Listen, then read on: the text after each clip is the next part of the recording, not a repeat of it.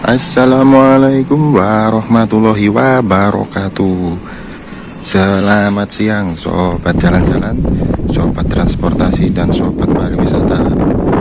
Kembali ngonten lagi ya ini. Ini di rumah Bos Muda Mas Tama ya. Ini agenda dari PO Pratama Putra menghadiri undangan dari Kementerian Perhubungan ya. Nggak tahu tadi saya ditelepon siang-siang. Setelah Jumatan harus sudah siap di rumahnya ini di daerah Sidoarjo Kota ya. Sudah siap nih, masih Mas Tama masih siap-siap. Nggak tahu agendanya apa, katanya diajak ke undangan Kementerian Perhubungan. Infonya sih di Bungurasi ya, nggak tahu nanti ada launching atau peresmian apa, nggak tahu. Monggo kita simak aja langsung nanti seperti apa agenda hari ini bersama Mas Tama ya.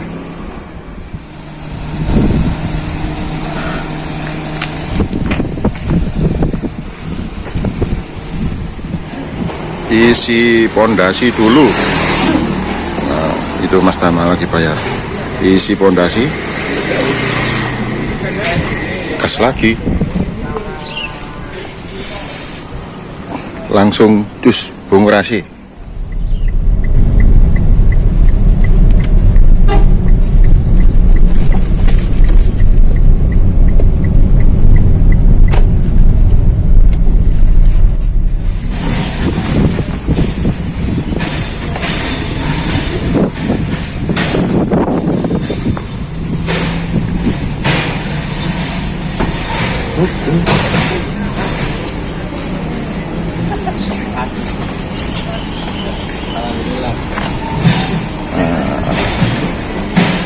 Dari mana ini tadi?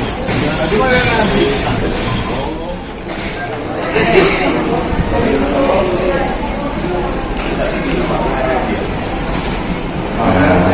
Masih bersama Mas Tama. Oh ini ya, ternyata untuk acara talk show atau podcast ya ini.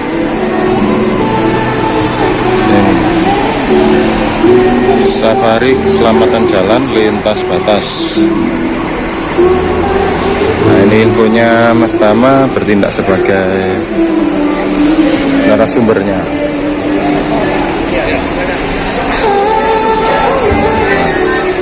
Pilih bis yang aman untuk keselamatan. Pilih bis yang aman untuk keselamatan. Nah, bincang lintas bersama ini kementerian ya ini.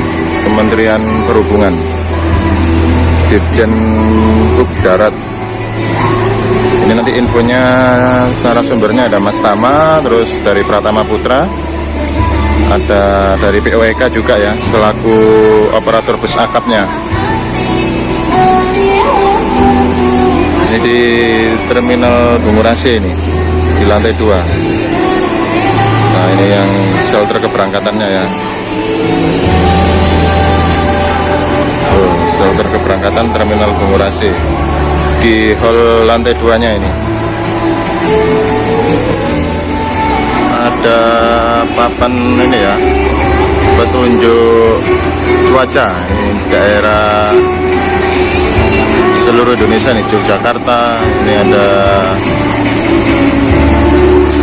Jawa Timur ini ya, perkiraan berbasis dampak hujan lebat. Ini belum dimulai juga talk show-nya ini, atau podcast ya, podcast atau talk show ini. Itu Mas Tama masih sama IO dari Minak Jinggo Travel Malang ya. Sudah mulai berdatangan tamunya. Nanti Mas Tama selaku narasumber. Ini masih bincang-bincang.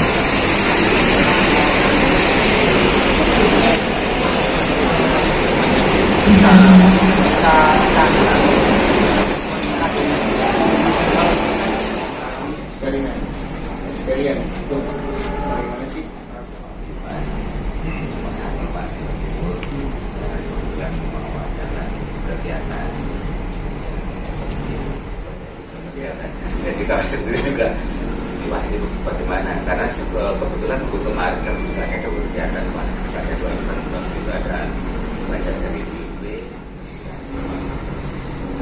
itu juga ada beberapa biasanya yang angkutan pariwisata itu mereka jemput rombongannya di tempat kita.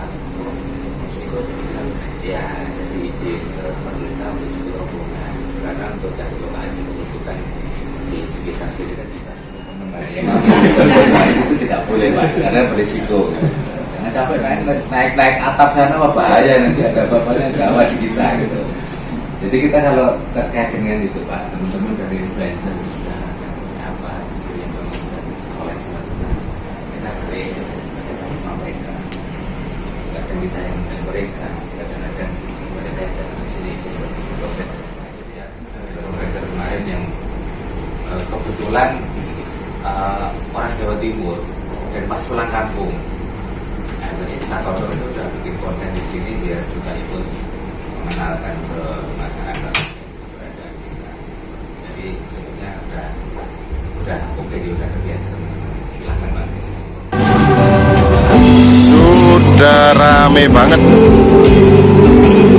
tamu-tamu juga sudah datang ya. Tadi briefing atau meeting sebentar sama pihak dari pengelola atau pimpinan dari Terminal Purabaya.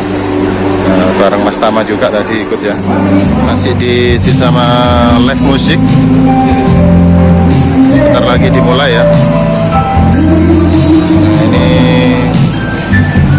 tepat di shelter keberangkatan Terminal Purabaya ya. Nah, ini Harapan Jaya.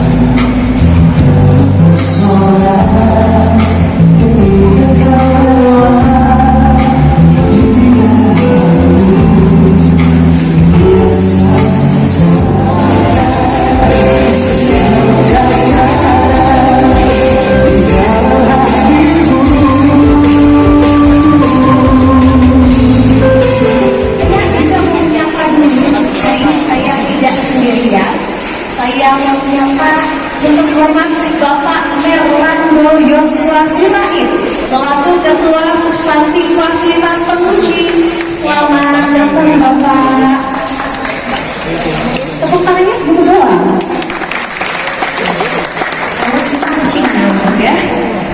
Baik, saya juga ingin menyapa Bapak Ahmad Badi selaku pengawas Satuan Terminal Perhubungan Darat Kementerian Perhubungan. Selamat datang Bapak.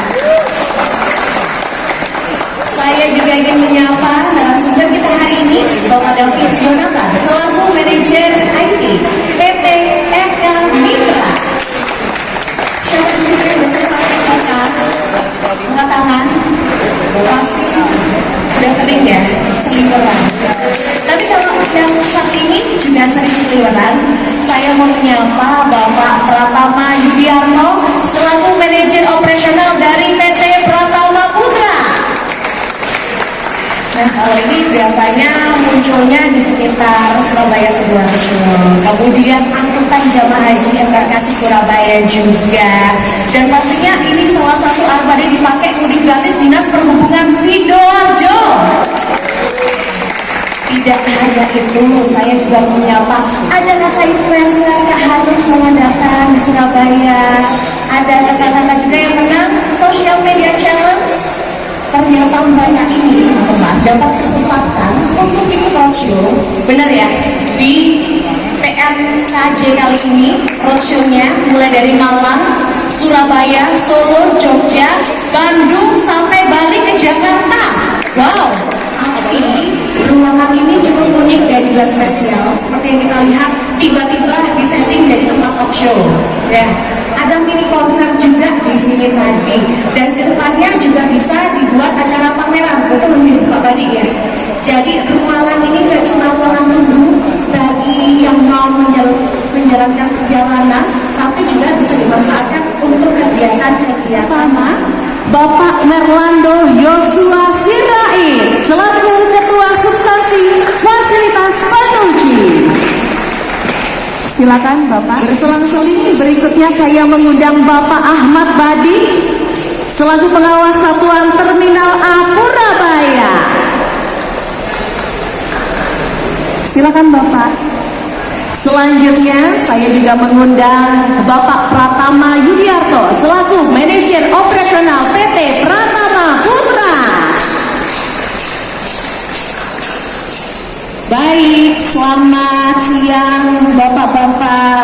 semuanya sudah menunggu, dan juga pastinya untuk para penumpang yang mungkin menyaksikan melanjutkan perjalanan boleh langsung bergabung ya, melihat-lihat kita juga di sini di stasiun Tokyo yang amat sangat penting karena kita akan membahas mengenai pilih bis yang aman untuk keselamatan. Saya Proyek itu berarti seperti angkutan antar provinsi ya, seperti bus-bus yang sering Bapak Ibu pakai ya.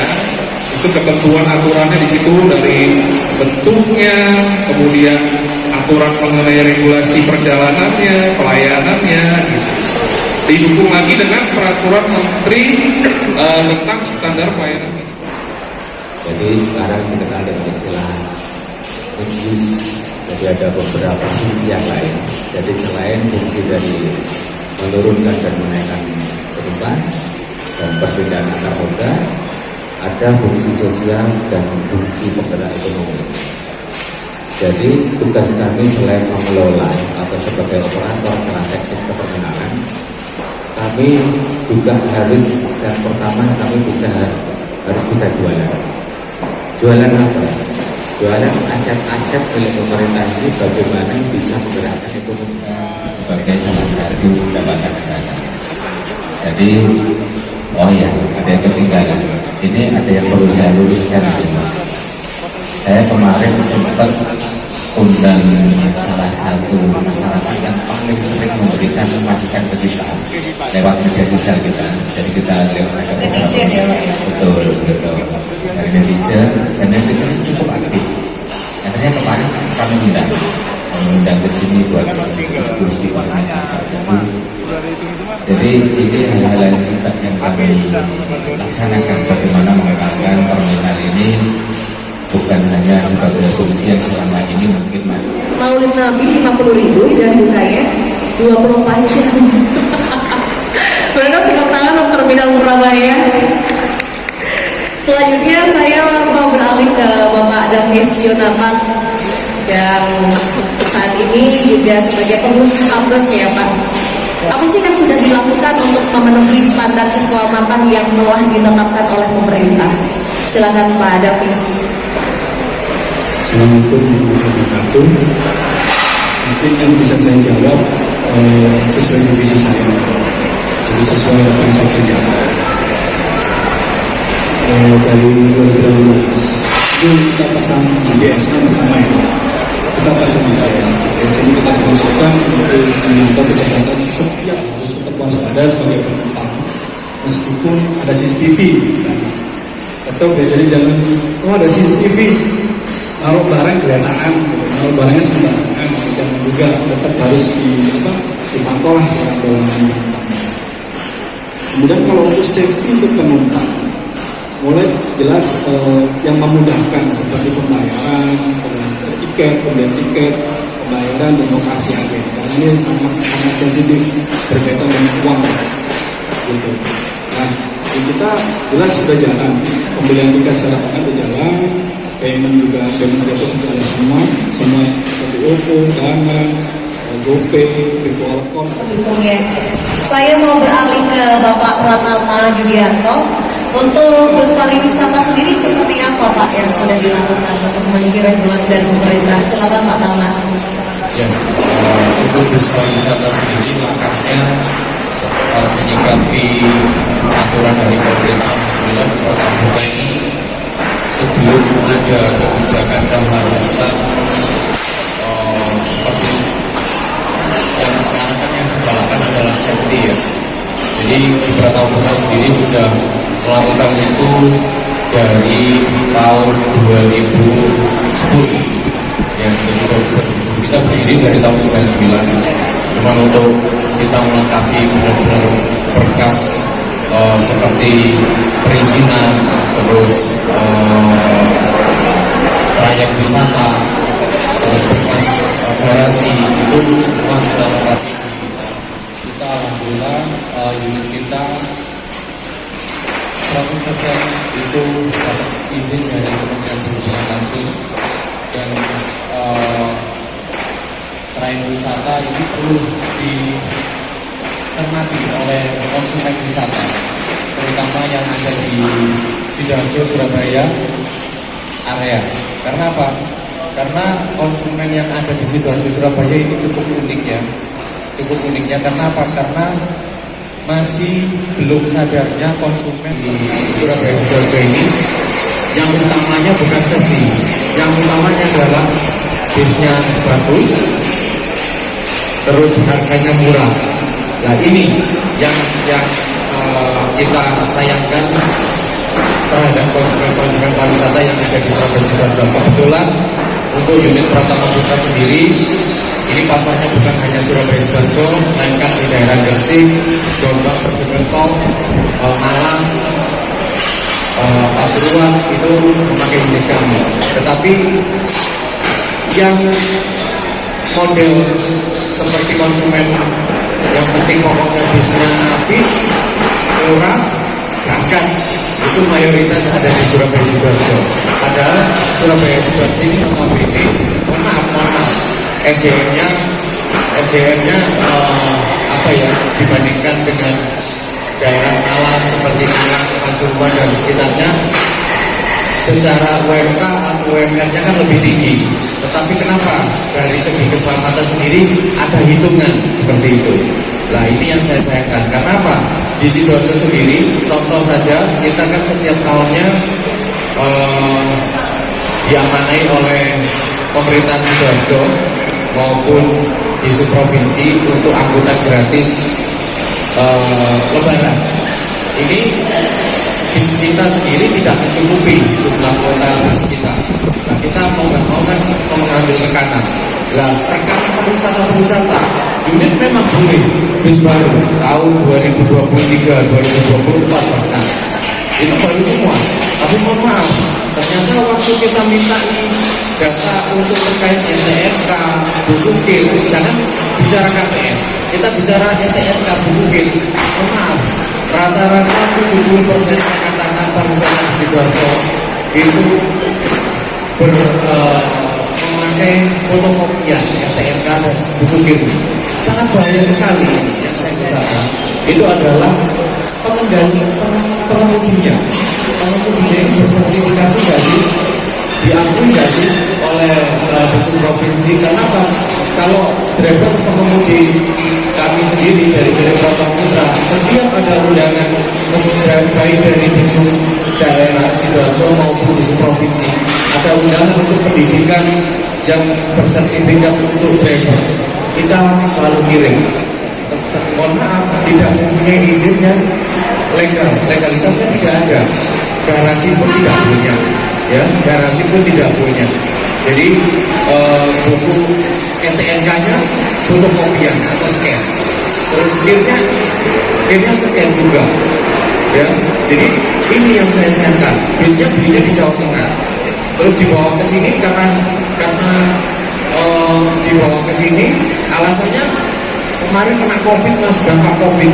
Ini sekarang tahun 2024, COVID itu 2021, 2022 kita sudah transisi mulai jalan aktif. Jadi alasannya COVID. Nah ini yang saya sayangkan. Mungkin juga buat catatan dari bapak-bapak, ibu-ibu Kemenhub yang ada di sini untuk lebih aware ya, lebih rajin, ya, lebih rajin untuk sidang atau memerintahkan rekan-rekan di provinsi atau daerah untuk sidang ke PO-PO yang ada di Sidoarjo maupun Surabaya. Perusahaan bisnya saja, melainkan dari sekolah-sekolah yang melakukan kegiatan di luar sekolah itu juga perlu diperhatikan. Karena apa? Sudah umum, hal umum. Kepala sekolah atau sekolah-sekolah kebanyakan itu yang dilihat, mohon maaf, fee daripada travel itu sendiri. Jadi saya alhamdulillah ini saya juga menduduki di Komisi G. Saya rapatkan barisan di sub daerah untuk membuat aturan yang sifatnya untuk sekolah-sekolah yang sewa bus itu harus memakai bus yang legalitasnya resmi. Jadi seperti itu, Mbak. Baik, Ibu cantik boleh berdiri. Oke. Adakah mikrofonnya? Wisata terpuruk ya. Pak Taman ini berinovasi bisnya jadi bus cafe dan luar biasa permintaannya lewat saya. Tapi sayangnya sekarang bus cafe tidak ada lagi. Pertanyaan saya yang mungkin nanti berkaitan dengan 4 bapaknya yang di depan. Yang pertama, karena saya ini pengguna aktif bus pariwisata karena bagian dari pekerjaan saya. Dan kita lihat pariwisata saat ini yang namanya armada luar biasa untuk persaingannya, ya. Dan parahnya lagi, dan saya senang sih bukan parahnya juga, pengguna bus pariwisata ini semuanya itu memilih bus JB5, ya gitu. JB5 dan lagi susahnya lagi kalau yang ketemu merek Juragan 99. Waduh, bingung saya karena harganya memang luar biasa berbeda dengan bus-bus yang lainnya. Padahal semua speknya sama, sudah saya taruhkan sama, tapi mereka nggak maunya Juragan 99 gitu. Entah kenapa Juragan 99 kok sebegitu hebatnya di dunia pariwisata. Untuk pariwisata kembali ke armadanya, Pak. Sebenarnya armadanya ini saya juga heran. Saya pesennya JB5, tapi ternyata yang nggak bisa nyala. Ini pengalaman saya aja, Pak ya. Yang ingin saya tanyakan, sejauh mana sih regulasi untuk perubahan karoseri dari bus yang boleh digunakan apabila memang ternyata karoserinya itu berbeda. Nah itu yang bisa menipu konsumen sebenarnya. Mereka di luarnya bagus luar biasa, menyenangkan, tapi dalamnya, Pak. Nah itu sudah saya berkali-kali saya sampaikan ke konsumen saya, tapi mereka mintanya JB5. Itu yang pertama.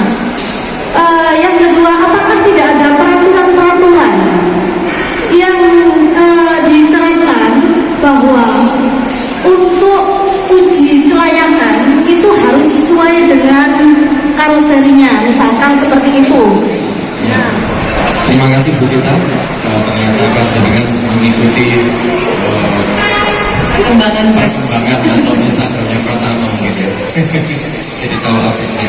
Ya, Bu Sita terkait bus kita ini bus pariwisata dari tahun 99 sampai sekarang, alhamdulillah COVID pun kita masih bisa eksis karena memang kita punya tim kreator di dalam kantor dalam bus Pratama Putra Seni.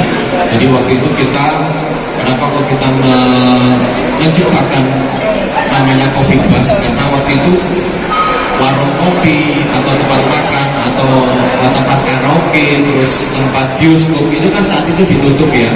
Jadi apa ya yang nggak dilarang oleh pemerintah? Ternyata ini kita ciptakanlah kopi keliling. Yang dilarang kan yang di tempat. Nah, karena itu bergerak, jadi tidak ada larangan. Alhamdulillah penumpang pun nyaman, dan kita pun waktu itu koordinasi dengan disub daerah apakah boleh kita modifikasi seperti ini, itu kita sudah komunikasikan. Jadi alhamdulillah kita sudah direstui juga waktu itu. Tapi kenapa kok sekarang tidak ada ya, karena memang pariwisata sudah menggeliat kembali. Jadi yang dibutuhkan kembali lagi konsumen di Sidoarjo Surabaya murah, isinya akeh. Itu kita ada di sini. Jadi murah, isinya akeh. Sedangkan bus kopi waktu itu hanya 32 seat. Ya. Terus kenapa panjenengan tadi menyampaikan bis itu regulasinya berapa tahun? Mohon izin Bapak, untuk pariwisata itu ketentuannya 15 tahun, Ibu. 15 tahun. Jadi bis pariwisata itu dari baru terbitnya STNK dan KPS wisata itu 15 tahun. Jadi untuk kenapa kok Ibu mungkin tadi menyampaikan saya itu sewanya JB5, tapi kenapa kok yang datang ternyata dilihat STNK-nya sebenarnya tahun 2013-14. Ya, ini saya terangkan ya Bu ya. kita sebagai pengusaha intinya kan tentunya juga ingin mendapatkan keuntungan yang tidak melupakan keselamatan tentunya.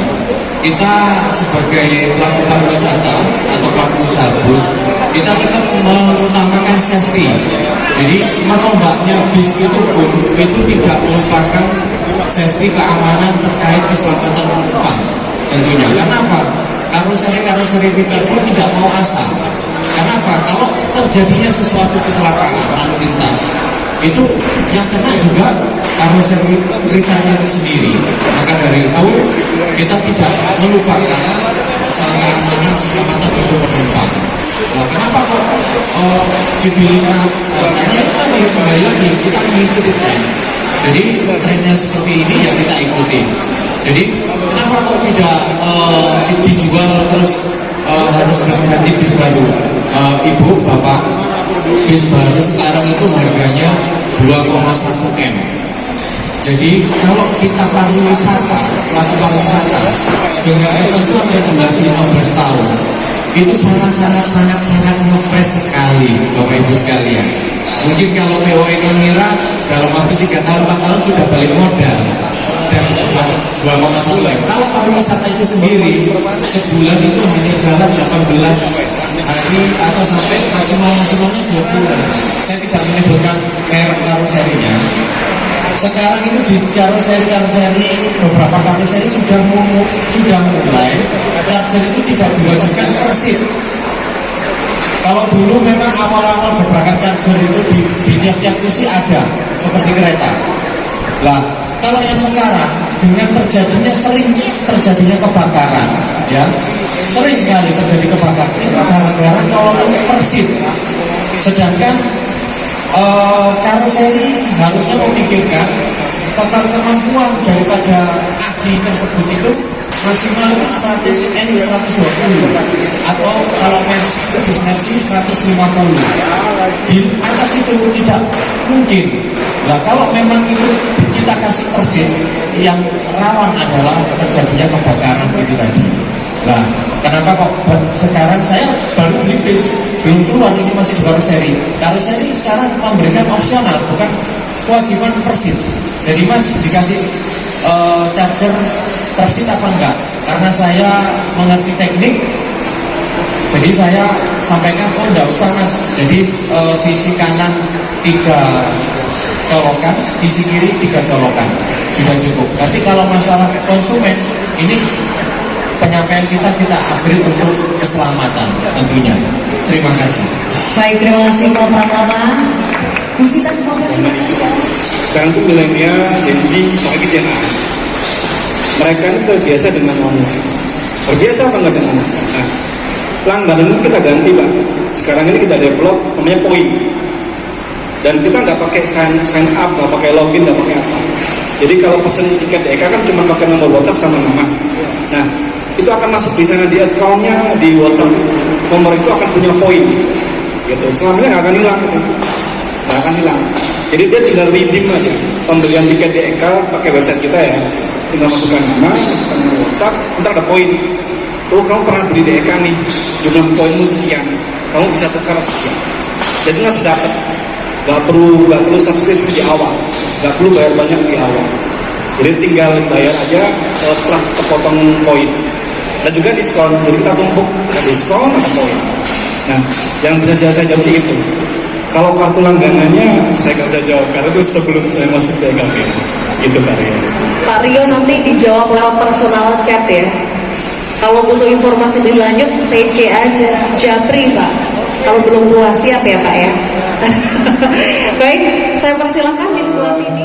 Pertanyaan saya komplementer dengan pertanyaan Bu Sinta tadi mengenai Pekan Nasional Keselamatan Jalan ya. Kalau tadi Bu Sinta pertanyaannya tentang armada bis, terus kelayakan bis. Pertanyaan saya ini Pak, tentang supirnya Pak. Karena supir dan bis itu kan adalah sebuah hal yang komplementer gitu. Karena kalau bisnya tahun 2024 terbaru, baru bulan ini keluar dari karoseri, tapi supirnya modelannya kayak Dominic Toretto yang sukanya balapan gitu kan bahaya juga ya Pak ya. Terus juga jadi rahasia umum juga bahwasannya supir bis utamanya antar kota antar provinsi itu kalau udah di jalan yang besar itu kayak raja jalanan Pak, jalan dua jalur itu dimakan semuanya. Nah pertanyaan saya singkat saja, mumpung ada dua belah pihak dari pemerintah sekaligus dari Eka Mira dan dari Pak Pratama juga, bagaimana penerapan sekaligus monitoring terhadap sopir-sopir bis yang beroperasi, apakah mereka menerapkan bekerja itu sesuai dengan SOP, sesuai dengan aturan-aturan yang berlaku, mungkin dari mental, fisik dan lain sebagainya. Mungkin itu saja dari saya pertanyaannya terkait supirnya ya Pak. Tadi Bu Sinta armadanya sekarang lebih terfokus ke drivernya. Mungkin itu saja. Terima kasih. Terima kasih Mas Dio. Kecepatan atau limit kecepatan. Jadi sekarang ini kalau di Pratama standarnya maksimal kecepatan yaitu 95 km per jam. Driver di atas 95 itu yang pertama langkahnya ada alarm seperti WA, itu langsung masuk di WA saya ini, ada notifikasi dan itu langsung bunyi. Jadi bukan hanya di WA di HP saya aja, tapi di HP rekan-rekan yang login dengan aplikasi GPS tersebut itu bunyi.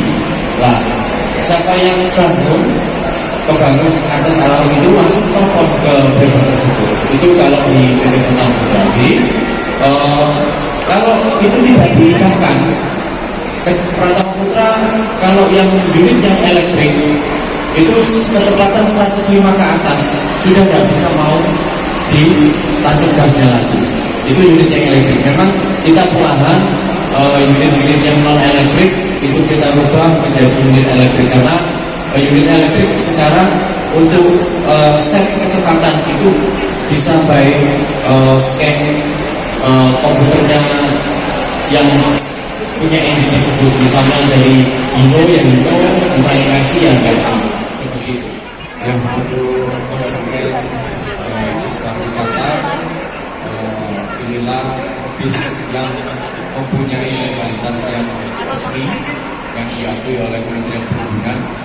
Jadi jangan asal, jangan dilihat hanya tahunya saja, tetapi lihatlah legalitas bis yang akan digunakan di pariwisata. Jadi tentunya untuk keselamatan kita bersama, yang sewa puas, yang mempunyai perusahaan hidupnya juga puas. Jangan sampai ada kategori Anda puas, saya lulus. Ya, jadi itu untuk Bapak Ibu sekalian yang ingin menjadi laman bus pariwisata Pratama, bisa follow Instagram Pratama Yudiarto_SDA. Terima kasih. Oke, baik. Berakhirlah sudah pemberian apresiasi berikutnya kepada Bapak Ahmad Radi dulu, Pak Ahmad Radi dulu. Baik. Dari pengawas Satuan Terminal Surabaya, boleh dong tepuk tangannya. Selanjutnya apresiasi kami berikan kepada Bapak Davis Yonatan selaku manajer IT PT Eka Mira.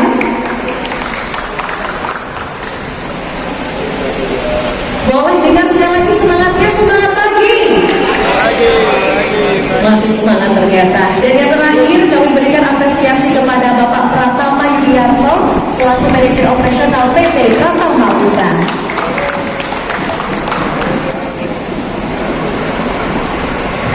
Baik, mohon izin Bapak Sapril di tengah kita foto bersama dengan keempat narasumber kita di talk show Bincang Lintas. Rangkaian dari PNKJ, yaitu Pekan Nasional Keselamatan Jalan tahun 2024. Oh, ada logonya gitu ya. Ini adalah. Oke, siap. 1, 2, 3. Ya.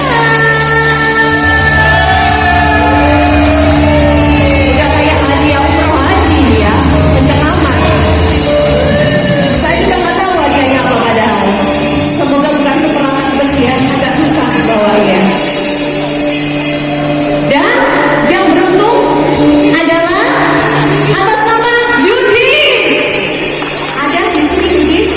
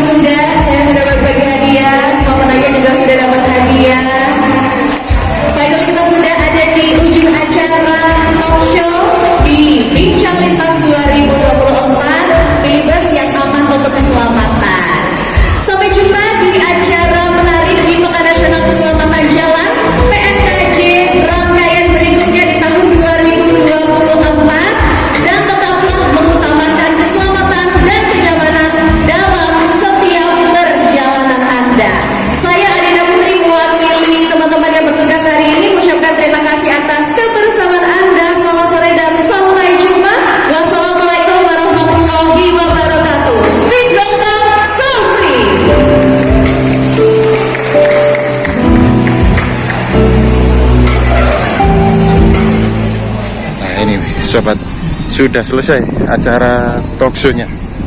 Mau pulang. Tapi mau lihat dulu ini kok ada rekannya Mas Tama ini. Itu pakai Pak Dimas ya, PO Pak Dimas sama-sama dari Sidoarjo. Ini kok ada di situ lah itu. Di barisan bis-bis pariwisata. Oke, belusukan ke terminal. Itu ada bis tingkatnya, bus Surabaya. Ya kate ngoleh lagi gak tahu oleh bis tingkat ini. Nah, itu. Oh, Pak Dimas.